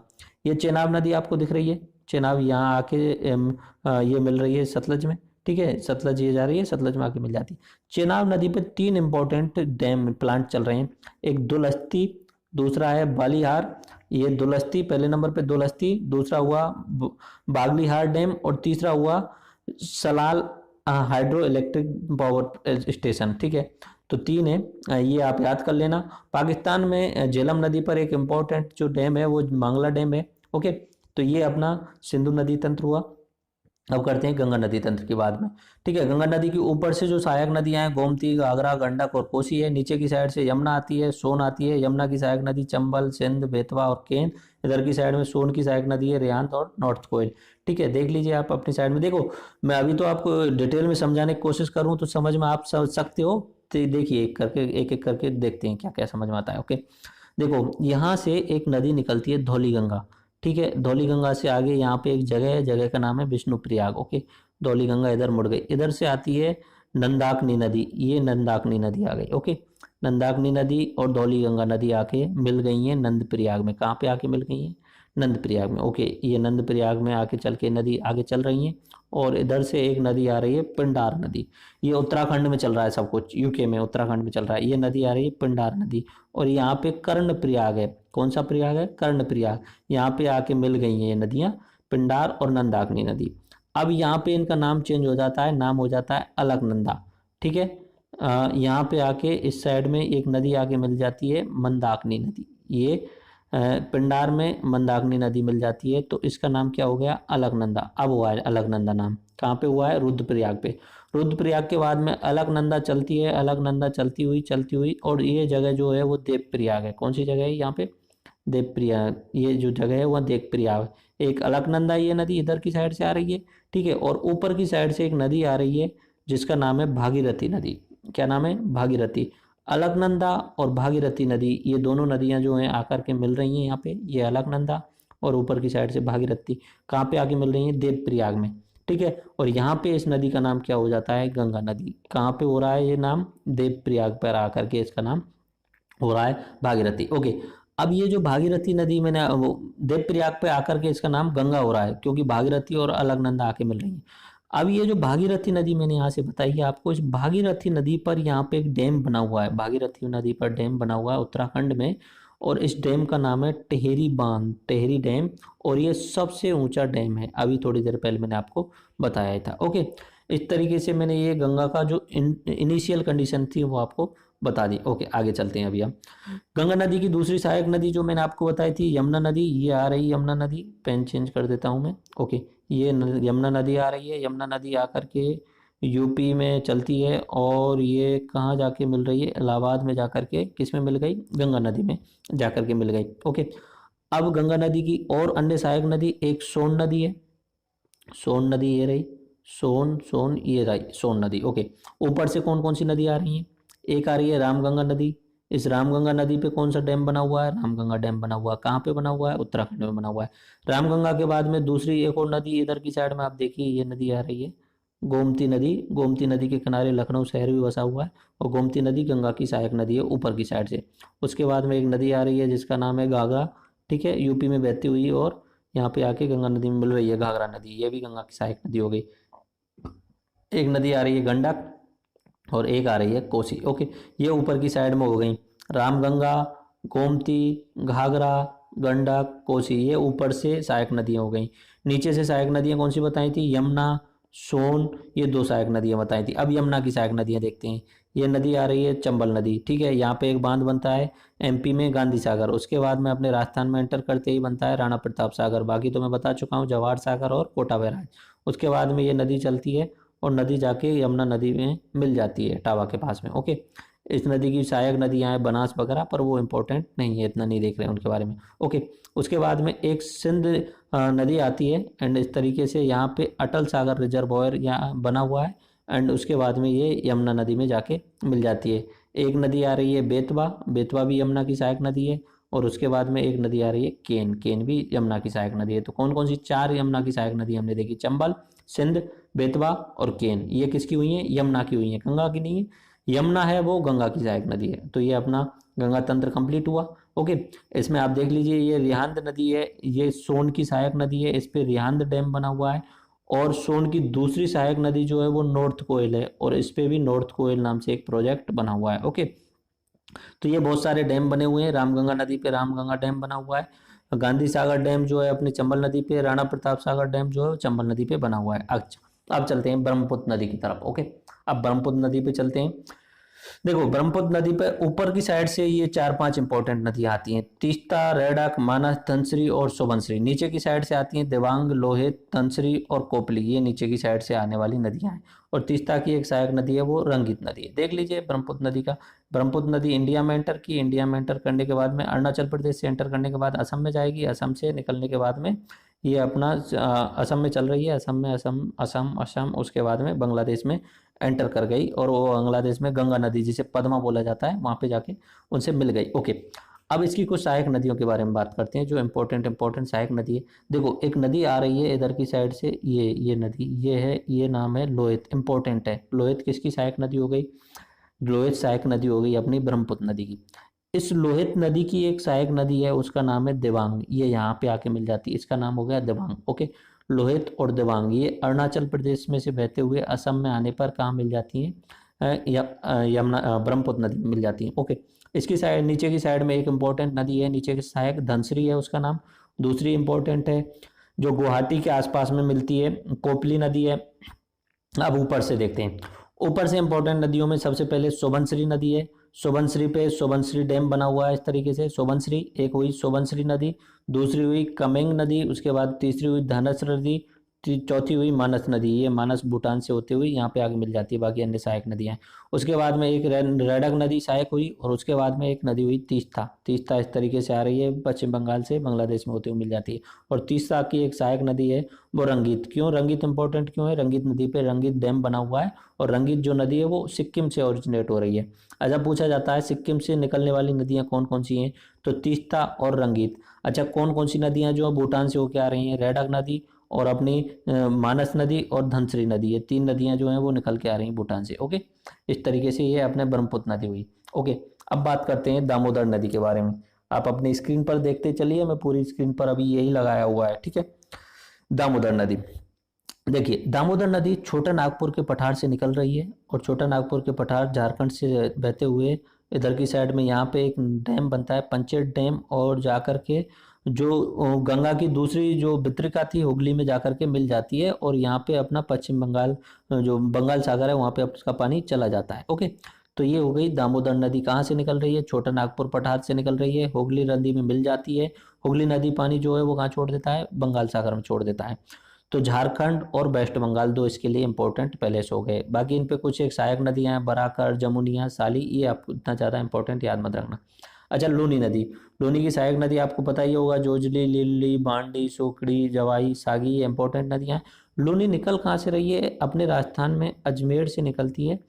आपको पता है होगा, नाग पहाड़ियों से निकलती है अजमेर में अरावली पर्वतमाला से। निकलने के बाद में वो इस तरीके से अपने राजस्थान में, पश्चिमी राजस्थान में बहती हुई, पश्चिमी राजस्थान में बह रही है और इधर की साइड में रन ऑफ कच्छ में जाके खत्म हो जाती है। ओके, रन ऑफ कच्छ में, ये गुजरात का हिस्सा है। रन ऑफ कच्छ यहाँ दलदली भूमि है। ओके, इसकी सहायक नदियां हैं जोजड़ी, लीलड़ी, ये आपको मैं बता चुका हूँ, जोजड़ी, लीलड़ी और सुगड़ी, ये अपना ज़्यादा याद नहीं रखना है। ओके, इसमें जवाई जवाई बांध जो है वो जवाई नदी पर वो इंपॉर्टेंट है, जवाई बांध। ठीक है, आगे चलते हैं। कहाँ पे खत्म हो रहा है इसका मुहाना, कहाँ पे? रन ऑफ कच्छ, गुजरात में। ओके, अगली इंपॉर्टेंट नदी नर्मदा नदी। नर्मदा नदी, इसका देखना, याद रखना, आपको पीडीएफ जो है नीचे डिस्क्रिप्शन में मिल जाएगा, नीचे डिस्क्रिप्शन से डाउनलोड कर लेना और 5-5 मिनट हर इमेज पे निकालना। अब एक बार ये पूरा जो पीडीएफ है कंप्लीट कर लोगे ना, उसके बाद में आपको शायद कभी नदियों को पढ़ने की जरूरत ही नहीं पड़ेगी, क्योंकि इसमें सारा कुछ कवर कराया हुआ है मैंने। ओके, देखिए कहाँ से निकल रही है, अमरकंटक से निकल रही है। अमरकंटक एमपी से निकल रही है और इस तरीके से पूरे एमपी में बहते हुए, ठीक है, एमपी में बहते हुए और जा रही है कहाँ पे, ये अपना क्षेत्र कौन सा हो गया, अरब सागर। ठीक है, इसे खंबात की खाड़ी भी बोलते हैं, खंबात की खाड़ी। ओके, तो अरब सागर में जाकर के ये मिल रही है। आगे चलते हैं, इस पे कुछ एक इम्पोर्टेंट बात मैं आपको बता देता हूँ। यहाँ पे एक सहायक नदी है, तवा नदी है, गिंजल नदी है, शक्कर नदी है, कोलार है, हेरान है, ओरसांग, ये आपको याद नहीं रखनी है। बट इस नदी पर जो कुछ एक डैम बने हुए हैं वो इंपॉर्टेंट है। जहाँ पे देखो, यहाँ पे सरदार सरोवर बांध बना हुआ है, किस नदी पे बना हुआ है, नर्मदा नदी पे। ओके, उसके अलावा यहाँ पे ओमकारेश्वर डैम बना हुआ है इस जगह पे। उससे पहले इंदिरा सागर डैम बना हुआ है। इंदिरा सागर और ओमकारेश्वर ये दोनों एमपी के अंदर हैं और सरदार सरोवर जो है वो गुजरात के अंदर है। ओके, आगे चलते हैं अगली नदी की तरफ, साबरमती नदी। साबरमती का नाम तो सुना होगा, साबरमती के संत तो ने कर दिया कमाल। ओके, सोर्स देखते हैं अपने उदयपुर में। उदयपुर में अरावली पर्वतमालाओं से ये नदी निकलती है और ये निकलने के बाद में सीधी चलती है गुजरात में। गुजरात में यहाँ पे धरोई डैम है, धरोई बांध है। ओके, धरोई डैम है। उसके बाद में ये जाती है गांधीनगर के पास में होते हुए और ये अपना सीधा का सीधा गल्फ ऑफ खंबात में जाके पानी को छोड़ देती है माउथ में। ओके, इसकी कुछ एक सहायक नदियां हैं वो आप याद देख लेना, बाकी इंपॉर्टेंट नहीं है, वो आप स्टॉप करके या आप पीडीएफ डाउनलोड करके आराम से एक एक डैम को देख लेना। इसलिए इंपॉर्टेंट नहीं है इतने ज़्यादा डैम, लेकिन फिर भी आप देख लेना। ओके, उसके बाद चलते हैं महानदी नदी। महानदी पे, महानदी नदी, महानदी रिवर बोलेंगे। ओके, महानदी जो निकल रही है वो दंडकारण्य हिल्स हैं अपने यहाँ छत्तीसगढ़ में, वहाँ से निकल रही है और निकलते ही उस पर 2 डैम बने हुए हैं। निकलने के बाद में 2 डैम बने हुए हैं, एक तो दुधवा डैम है और उसके बाद में एक है गैंगरेल डैम। ओके, और ये निकल रही है, निकलने के बाद में इस तरीके से यहाँ आने के बाद में एक डैम बना हुआ है, हीराकुंड डैम। ओके, हीराकुंड इधर के बाद में फिर महानदी जा रही है और उड़ीसा में होते हुए कहाँ पहुँच रही है, अपना पानी कहाँ छोड़ रही है, अपना बंगाल सागर में। देखिए यहाँ पे इसकी एक वितरिका है दया, ये DAY है आपको दिख रही हो, और ये दया पानी कहाँ पे छोड़ रही है आपको दिख रहा है, चिल्का लेक में। चिल्का लेक भारत की सबसे बड़ी झील मानी जाती है, लेकिन ये समुद्र से टच है ना, तो इसे लेगून झील कहा जाता है। लेगून झील मतलब जिसका पानी समुद्र से टच होता है। देखो नदी एक्चुअली में कैसी है ये मैं आपको बता देता हूँ, यहाँ पे एक सेकंड। हाँ, ये जो झील है, इस झील की खास बात क्या है, ओरिजिनली तो ये झील इस तरीके से है और इस तरीके से ये पूरा बीच में से छोटा सा हिस्सा, ये जो आप देख रहे हैं ना, ये वाला हिस्सा, इसे जूम आउट कर देता हूँ। ये छोटा सा हिस्सा जो है वो क्या है कि समुद्र से टच है, थोड़ा सा हिस्सा है, तो समुद्र का पानी भी इसके अंदर आ जाता है। और इधर की साइड से दया नदी जो महानदी की वितरिका है वो भी इसमें पानी छोड़ रही है। दूसरी भी है कोई भार्गवी नदी, ये भी इसी में पानी छोड़ रही है। तो ये लेगून नदी है, ठीक है, लेगून नदी जो समुद्र के साथ में टच होती है। ओके, यहाँ से जैसे टच हो रही है। ओके, अब चलते हैं आगे अगली नदी की तरफ। अगली नदी है, इसकी कुछ सहायक नदियां आप देख सकते हैं। तेल नदी इसकी सहायक नदी है। हीराकुंड डैम में आपको स्पेशल बात बता ही चुका हूँ इसके बारे में। आगे चलते हैं बराक नदी। बराक नदी, ओके, बराक नदी जो मैंने आपको बताया था थोड़ी देर पहले, ये पूर्वोत्तर राज्यों की सबसे इंपॉर्टेंट नदी है। जैसे मणिपुर से निकलती है, मणिपुर में, मणिपुर की पहाड़ियाँ हैं, मणिपुर में सेनापति डिस्ट्रिक्ट है, वहाँ से ये निकल रही है, इस साइड में मणिपुर में बह रही है। इसमें कोई दूसरी नदी या दूसरी नदी सहायक मिल रही है यहाँ पे, उसके बाद में ये मुड़ रही है और असम में जा रही है। और असम के बाद में ये असम से सीधा निकल के ये बांग्लादेश में जाती है। और जो गंगा नदी मैंने बताई थी बांग्लादेश में, या मेघना नदी उसे बोला जा रहा है यहाँ पे, उसकी एक वितरिका है पद्मा और मेघना इस तरीके से। तो यहाँ मेघना नदी में जाकर के मिल जाती है। ये बराक नदी है, ये इंपॉर्टेंट है, मणिपुर में और अपने असम में बह रही, मणिपुर में, और इसका छोटा सा हिस्सा मिजोरम में भी है। ओके, त्रिपुरा में नहीं है इसका हिस्सा, मणिपुर, मिजोरम और असम में बहने वाली है। बराक नदी, ये इंपॉर्टेंट है, बहुत इंपॉर्टेंट है, पूर्वोत्तर राज्यों की एक इंपॉर्टेंट। उसके बाद करते हैं हम महादाई नदी। महादाई नदी देखो ये छोटी सी नदी है लेकिन दो राज्यों के बीच इसमें विवाद चलता रहता है, कर्नाटक और गोवा में, तो ये इंपॉर्टेंट नदी हो जाती है। ठीक है, भीमगढ़ से निकल रही है, भीमगढ़ से निकलने के बाद में ये गोवा में एंटर कर रही है, गोवा में इसका नाम मांडवी नदी हो जाता है और अरब सागर में अपना पानी छोड़ देती है। इधर की साइड में एक मलप्रभा नदी आपको दिख रही होगी, मलप्रभा नदी। अब क्या है, कर्नाटक वाले चाहते हैं कि इसका जो पानी है महादाई नदी का कुछ एक प्रोजेक्ट के थ्रू इस मलप्रभा नदी में मिला दिया जाए, लेकिन उस पर विवाद चलता रहता है गोवा और कर्नाटक के बीच में। ओके, महादाई के बाद में हम चलते हैं बैतरणी नदी। बैतरणी नदी मैंने आपको बताया था कि इंपॉर्टेंट नदी है, उड़ीसा की है। ये यहाँ से निकल रही है गुप्त गंगा हिल्स से, गुप्त गंगा की पहाड़ियाँ से, केंजोर डिस्ट्रिक्ट है उड़ीसा में, वहां से निकल रही है। इस तरीके से घूमते घामते और जाके मिला रही है अपना पानी, कहाँ पे छोड़ रही है, बे ऑफ बंगाल में। ठीक है, तो धामरा पोर्ट के पास में ये छोड़ रही है, बे ऑफ बंगाल में। तो इस पे कुछ एक सहायक नदियां हैं, वो आप देख लेना आराम से। ओके, आगे चलते हैं। साउथ की जो सबसे इंपॉर्टेंट नदी है गोदावरी नदी, साउथ की सबसे लंबी नदी जो मैंने आपको बताई थी। निकल कहाँ से रही है, महाराष्ट्र में त्र्यंबकेश्वर नामक जगह से। त्र्यंबकेश्वर से निकलने के बाद इस पे एक सबसे पहले आ जाता है गंगापुर डैम, उसके बाद में चल रही है, फिर उस पर दूसरा डैम आ गया जायकवाड़ी डैम, उसी नदी पे गोदावरी पे। उसके बाद में चल रही है, चलती चलती यहाँ पे अगला डैम आ गया श्री राम सागर डैम। उसके बाद में ये जा रही है एंड ये पहुंच गई है अपना बंगाल खाड़ी में। ओके, तो ये अपनी गोदावरी नदी हो गई। इसकी कुछ एक इंपॉर्टेंट सहायक नदियों के अगर नाम को याद करने हैं तो याद कर सकते हैं। देखो, एक तो मंजीरा नदी है, मंजीरा इसकी सहायक नदी है। एक है बेनगंगा नदी है, एक है इंद्रावती नदी है। ठीक है, ये 3-4 इंपॉर्टेंट हैं। उसके अलावा तो बहुत सारी आपको दिख रही होंगी, पूर्णा नदी दिख रही होगी, बरडा नदी दिख रही होगी, लेकिन इतना इंपॉर्टेंट नहीं है।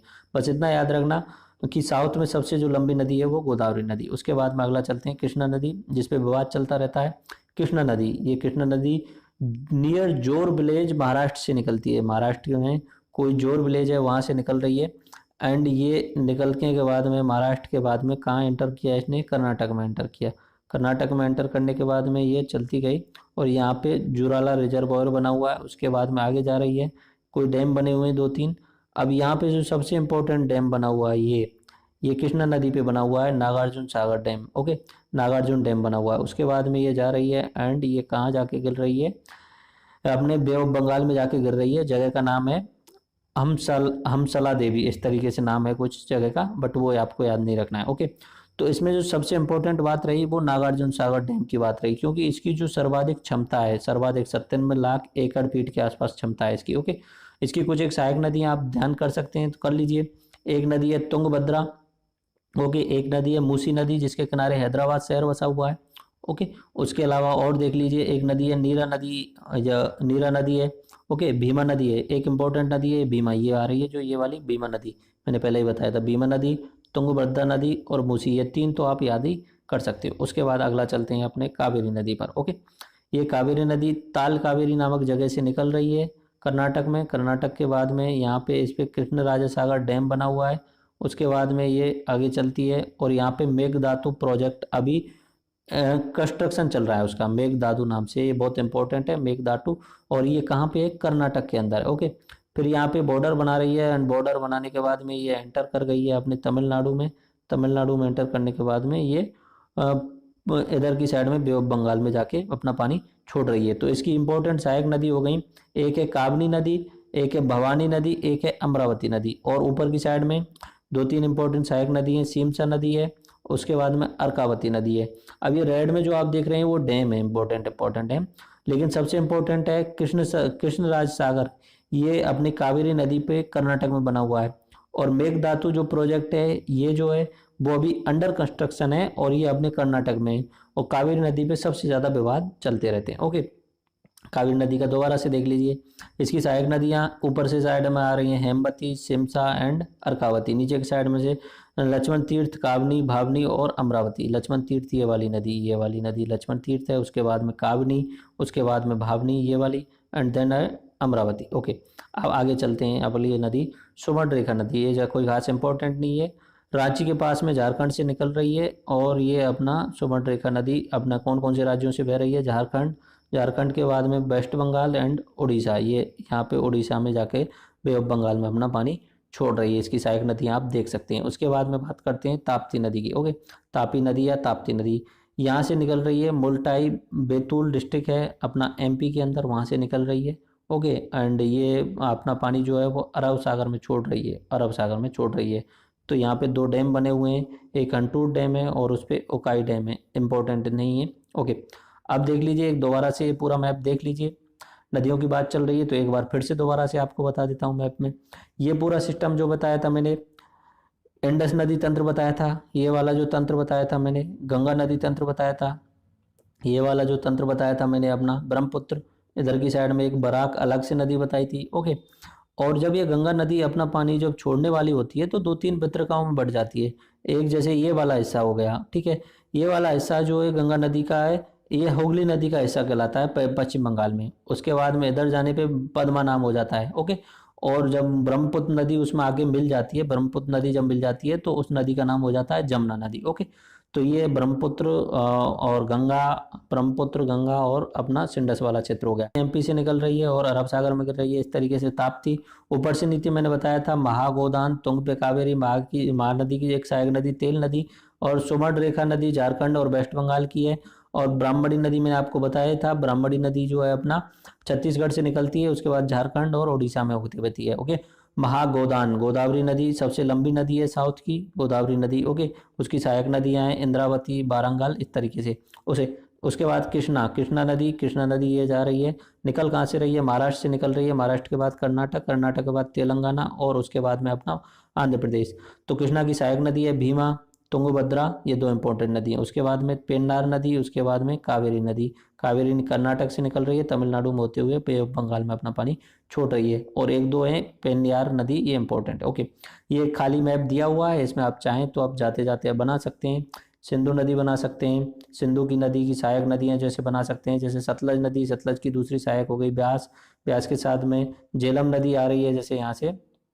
ओके, झेलम नदी आ रही है, झेलम नदी जो आके मिल जाती है चिनाब नदी में, चिनाब मिल जाती है सतलज में।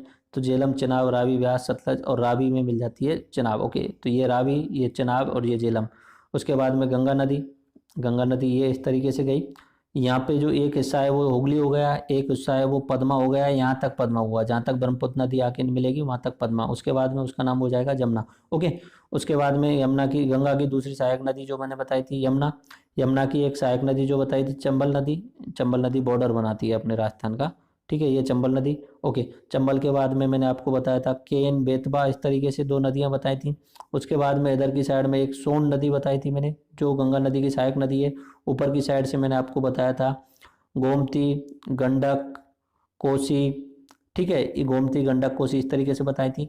उधर की ऊपर साइड से ब्रह्मपुत्र नदी जो बताई थी, वो एंटर करने के बाद में ब्रह्मपुत्र नदी इस तरीके से अरुणाचल प्रदेश, असम, असम के बाद में यहाँ पे एंटर करती है। तो यहाँ पे इस नदी का नाम हो जाता है पद्मा, यमुना, यमुना नदी, यमुना हो जाता है, जमुना बोलते हैं वहाँ पे इसे, जमुना, बांग्लादेश में जमुना बोलते हैं इसे, जमुना, ठीक है। और यहाँ तक इसका नाम होता है पद्मा, और यहाँ तक इसका नाम होता है गंगा। ओके, एंड ऊपर से यहाँ से एक नदी आ रही है तीस्ता नदी, तीस्ता नदी, एंड उसकी सहायक नदी है रंगित नदी। उसके अलावा यहाँ से ऊपर से एक नदी आ रही है रेडक एंड मानस नदी, दो नदी आ रही हैं।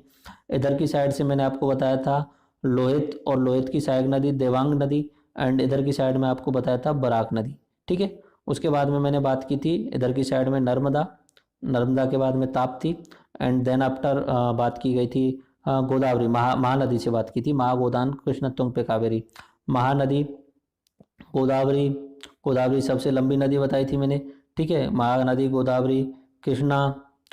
तो ये अभी इसमें से डिवाइड नहीं किया हुआ है, यहाँ पर तेलंगाना भी है और आंध्र प्रदेश भी है। ओके, कृष्णा, कृष्णा की सहायक नदी है तुंगभद्रा। उसके बाद में पेन्नार, पेन्नार इस तरीके से पेन्नार, एंड उसके बाद में कावेरी। तो इस तरीके से मैंने सारी नदियाँ आपके लिए बता दी हैं, और ये आप पीडीएफ नीचे डिस्क्रिप्शन में आपको मिल जाएगा, वहाँ से डाउनलोड कर लेना, और आपको सारी की सारी नदियाँ समझ में आ गई होगी।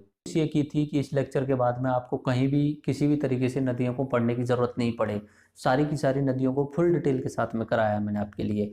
इस लेक्चर का पीडीएफ नीचे डिस्क्रिप्शन से डाउनलोड कर लेना, जितना हो सके हर इमेज पे 2, 4, 5 मिनट देना, लाइफ टाइम इंपॉर्टेंट है ये आपके लिए, पूरी ज़िंदगी काम आने वाला है ये लेक्चर। पूरा डिटेल से पढ़ लेंगे तो नदियाँ आपको कभी याद करने में प्रॉब्लम